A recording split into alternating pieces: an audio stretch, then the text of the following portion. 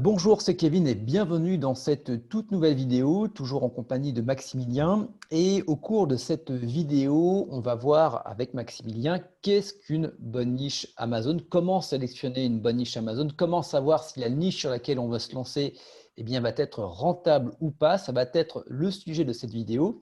Maximilien, bonjour. Euh, Selon toi, qu'est-ce qui va faire pour toi qu'une niche en affiliation Amazon va être rentable ou pas? Est-ce que tu as des critères? Est-ce que tu as des choses sur lesquelles, dès que tu vois ça, tu fais OK, j'y vais pas? Voilà, comment Ouais. tu procèdes? Alors en fait, ça peut sembler assez simple de choisir une niche, parce qu'effectivement, il y en a beaucoup. Il y a beaucoup d'idées de niche qui sont vraiment sympas, mais Ouais, c'est aussi tellement facile de se louper, hein. Parce qu'il suffit qu'il y ait un critère qui n'aille pas, et forcément, bah, le projet il peut tomber à l'eau en fait. OK, Et donc dans cette vidéo, bah, on va voir tous ces critères-là un par un, et c'est important que tous les critères soient ouverts avant de se lancer. OK, Alors, premier critère classique, ça va être l'intérêt des internautes, ça veut dire le nombre de recherches mensuelles. Donc, ça veut dire que d'accord. si on a un produit qui est très recherché sur Google, ça veut dire que les gens, Ouais, forcément, ils ont un intérêt dessus et ils veulent peut-être l'acheter. Donc, ça va être un premier critère. L'intérêt, si y a un produit qui n'est pas recherché, ben, on ne va pas se prendre la tête à lancer un site dessus parce qu'il n'y a pas ouais, un grand monde qui s'y intéresse et donc derrière, on ne va pas beaucoup vendre. d'accord. Donc ça, c'est le premier critère. Tu Ouais. utilises quel outil pour ça généralement? Alors, moi, l'outil que j'utilise, ça s'appelle Keyword Finder. C'est mon OK, outil préféré pour pouvoir effectuer cette recherche, pour savoir le nombre de recherches, parce que aussi cet outil va dévoiler plein d'autres informations intéressantes et qui ouais, vont nous servir donc après. Donc, ça va servir d'autres critères qu'on va rechercher. d'accord. Donc, ouais, Ensuite, Ouais, vas-y, vas-y. on va chercher aussi une niche. Voilà, ça, c'est vrai qu'il n'y a pas beaucoup de gens qui en parlent, mais les tendances, c'est aussi important. Parce Ouais, qu'on va essayer de partir soit sur une niche evergreen, donc c'est-à-dire une niche qui est un produit qui est toujours recherché dans le temps.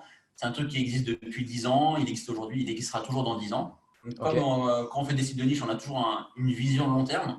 Donc ça, c'est ouais, important d'avoir un produit qui n'est pas sur la pente descendante. Un exemple tout bête, par exemple, quelqu'un qui a des sites, qui a un site sur les routeurs 3G, bah, les ouais, routeurs 3G, c'est sur la pente descendante. d'accord. Puis il y a le 4G, on va passer à routeur 5G. Voilà, donc c'est peut-être pas une bonne idée, même si c'est très recherché encore aujourd'hui, même si les outils ils montrent que routeur 3G, c'est recherché 10 000 fois par mois, ben, c'est sur la pente descendante et ça va faire que baisser dans le temps, donc c'est peut-être pas si intéressant que ça. OK, Ensuite, troisième critère, ça va être l'intérêt des internautes, l'intérêt, comment on dit ça? L'intérêt à l'achat en fait. Il faut que ce soit un ouais, produit que les gens soient prêts à acheter parce que des fois les gens ils peuvent rechercher un produit parce qu'ils cherchent des informations à ce sujet-là, mais ils vont OK. peut-être pas forcément acheter le produit en ligne ou ils veulent juste des infos en fait. Par exemple, bah, on peut très bien avoir des modèles de téléphone. Par exemple, on va prendre l'iPhone 13. Bah, peut-être qu'il y a énormément de gens qui vont chercher ce mot-clé-là. Ouais, Et derrière, bah, ça va peut-être pas vendre plus que ça, parce que les gens ils veulent juste chercher des informations. Et le nombre de recherches, ça peut être par exemple 150 000, je dis n'importe quoi. Mais derrière, ça va être qu'un très faible pourcentage qui est prêt à acheter derrière. ouais, plutôt aller chercher des mots-clés, si par exemple, pour vérifier si les personnes achètent en ligne, de voir si dans tes résultats de recherche, tu vas avoir par exemple achat iPhone en ligne ou iPhone en ligne, des choses comme ça. Là où Ouais. tu vas vraiment avoir une réelle intention d'achat sur Internet, ou iPhone, Amazon, des choses comme ça. Ouais. Et justement, comme là on parle spécifiquement de l'application Amazon, ça va être super facile de savoir si un produit se vend bien ou pas. C'est tout simplement de se rendre sur Amazon.fr, on Ouais, recherche son mot-clé et on va se baser sur le nombre d'avis qu'il y a en fait. Ça veut dire que d'accord. si on a un produit, si les best-sellers de Amazon ils affichent plus de 100 avis, c'est-à-dire que là on a la garantie qu'on a un produit qui se vend bien. Ouais. Si on a plusieurs milliers d'avis, ouais, c'est un gros produit, ça se vend très très bien sur Amazon, là on peut foncer. Et si c'est un produit qui a deux trois avis, si les best-sellers, ils ont moins de 10 avis, ça, c'est à fuir absolument. Ça, c'est vraiment le Ouais, truc qui il va pas bien se vendre. ouais, ça me. C'est ce qui s'était passé quand je m'étais lancé sur une niche. On en parlait sur les superbes canapés Chesterfield. Et ouais, Ouais. les top produits avaient un ou deux avis. Et là, tu dis, OK, c'est bon, j'ai compris pourquoi ça se Et vend pas, quoi. ça m'est arrivé aussi, même problème aussi chez moi, sur une autre niche. Ça, c'est vraiment le truc.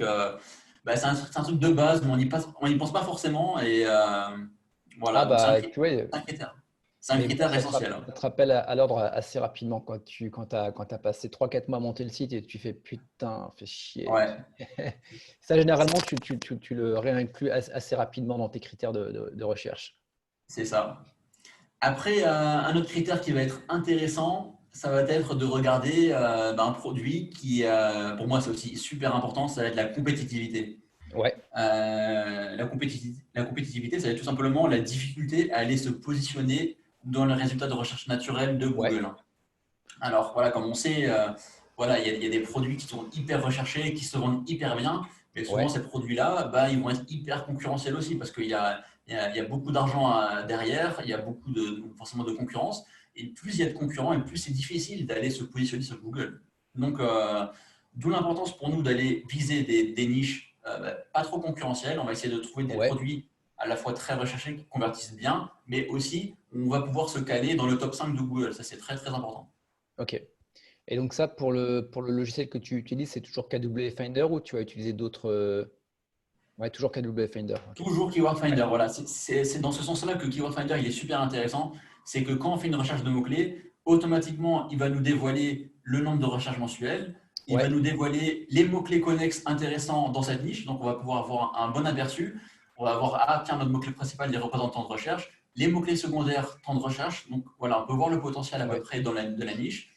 Ensuite, on va pouvoir voir les tendances, l'évolution du nombre de recherches dans l'année et au fil des années aussi. On va pouvoir ouais. voir comment ça se porte depuis 2004 en se basant sur les datas de Google Trends.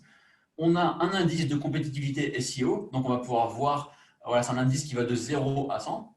Ouais, Donc pour moi, en fait, une niche qui va dépasser déjà les 35, ça va être trop concurrentiel, je vais ok. éviter. Et pour quelqu'un qui se lance, voilà, c'est vraiment important qu'il vise une niche avec un indice inférieur à 30. Donc ça, c'est vraiment important pour qu'il puisse aller se positionner dessus. Ok. Et d'autre part, cet outil Keyword Finder, il va aussi nous montrer un aperçu de la SERP de Google, c'est-à-dire les résultats de recherche, et on va pouvoir voir c'est qui les sites, c'est quoi les sites qui se positionnent. Ouais. Est-ce que ce sont des sites e-commerce généralistes? Est-ce qu'il y a des sites de niche qui se positionnent? Quel a été le travail qu'ils ont réalisé? Parce qu'on aura aussi un aperçu des métriques SEO. On pourra voir Ouais. le nombre de liens qui pointent vers ces pages. Et donc, nous, Et on ça, c'est aura très vraiment un intéressant aperçu. pour avoir un aperçu en te disant, bah, tiens, il y a un site de niche qui est déjà positionné. Donc, ça veut dire que je sais déjà que la thématique, elle est rentable parce que le mec n'aurait pas lancé si ce n'était pas le cas. Ouais, Et ça me donner comment dire, ça me permet d'avoir une base, de me dire, ben voilà, si je vais être en première page, en termes de nombre de contenus, qu'est-ce que le mec a fait? En termes de référencement, qu'est-ce qui a été fait pour que le mec. Donc, si on voit que le mec a dû faire 200 backlinks, tu dis, bon, c'est peut-être un peu trop concurrentiel. Mais si tu vois qu'il a 15-20 liens, on va dire, de qualité, on va dire, moyenne, ouais. avec un petit site et qu'il est déjà en première page, je te dis, ah, là, il y a moyen que en faisant mieux ou équivalent, je vais me retrouver en première page de Google. Exactement, ouais, exactement. Donc ça, c'est vraiment un outil que j'utilise en abondance en fait quand j'ai besoin de Ouais, rechercher une niche, quand j'analyse des mots-clés, quand j'ai besoin d'analyser des concurrents, parce que cet outil il permet aussi d'analyser des sites. Donc on ouais, peut récupérer les sites de ses concurrents, on peut les rentrer dans l'outil, on peut voir sur quel mot-clé il se positionne, et on peut voir que par exemple, si un site qui est un site de niche lambda, qui n'a pas beaucoup de liens, tout ça, qui réussit déjà à se positionner sur certains mots-clés, eh bien, on va pouvoir s'en inspirer, on va pouvoir ouais, c'est un bon fournir plus de indice. travail que lui et derrière avoir plus de résultats. Ok. Tu as d'autres critères ou c'est les critères généraux que de manière générale que tu utilises à chaque fois? Alors ça, ce sont les critères principaux. Après, voilà, c'est important de voir que ce soit un truc evergreen, ça c'est important. Une bonne tendance dans le temps. Qu'est-ce qu'il y a d'autre? Oui, je pense qu'on a fait le tour. Ah oui, aussi, ça peut être sympa d'avoir des alternatives, de ne pas dépendre à 100% d'un programme d'affiliation. Donc là, par exemple, Ouais, si on met en avant un produit spécifique et sur Amazon, eh bien, c'est bien de voir éventuellement s'il est disponible ailleurs aussi. Ça veut dire que si un ouais, jour s'il est plus disponible sur Amazon, bien au moins on a une alternative, on ouais, pourra pouvoir le mettre tu en renvoies avant. sur l'autre, ouais. Voilà, ne pas dépendre à 100% d'une plateforme, ça c'est bien aussi. Ok.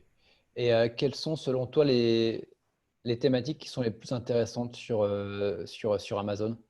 Alors, de ce que j'ai pu avoir, de ma propre expérience, tout ce qui est thématique maison, jardin, bricolage, tout ce qui est autour de la famille, de bébé, maman, tout ça, ça marche très bien. C'est des produits qui se Ouais, vendent très bien en ligne.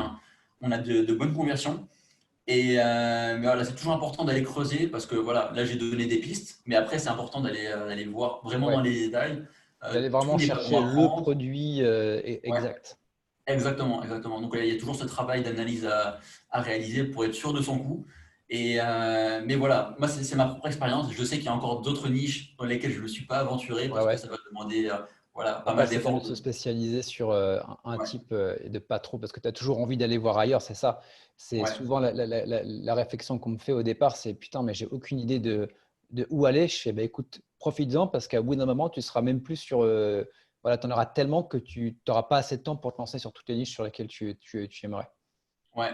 Et aussi c'est important des fois de ne pas avoir des a priori sur certaines niches. Voilà, pour moi, pendant longtemps, je me disais que les niches high-tech, bon, c'est pas le top, il y a 3% de commission seulement, tout ça. Mais finalement, une fois, un petit peu par hasard, je suis tombé sur un produit qui est pas concurrentiel, qui vend super bien. Et malgré les 3%, bah, ça te fait quand même des super revenus. Donc voilà, Ouais. des fois, c'est bien aussi de sortir un petit peu des sentiers battus, ne pas hésiter, de faire différent de la masse. Et là, ça peut être vraiment pas mal. Ok. Eh ben, écoute, je te remercie, Maximilien. Pour celles et ceux qui Merci à toi, nous écoutent, Kevin. si vous voulez aller beaucoup plus loin dans l'affiliation Amazon, donc il y a le lien pour rejoindre le programme de Maximilien. Il y a également des bonus que je vous rajoute. Donc, toutes les informations sont en description. Et quant à nous, eh bien, on se retrouve demain. Et demain, on va parler un petit peu de la différence entre un site de niche en affiliation Amazon et un site de niche en affiliation classique. Est-ce qu'il y a des différences? Est-ce qu'il y a des choses à mettre en place? Voilà, on en parle demain. Je vous dis à demain. Ciao, bye bye. Ciao.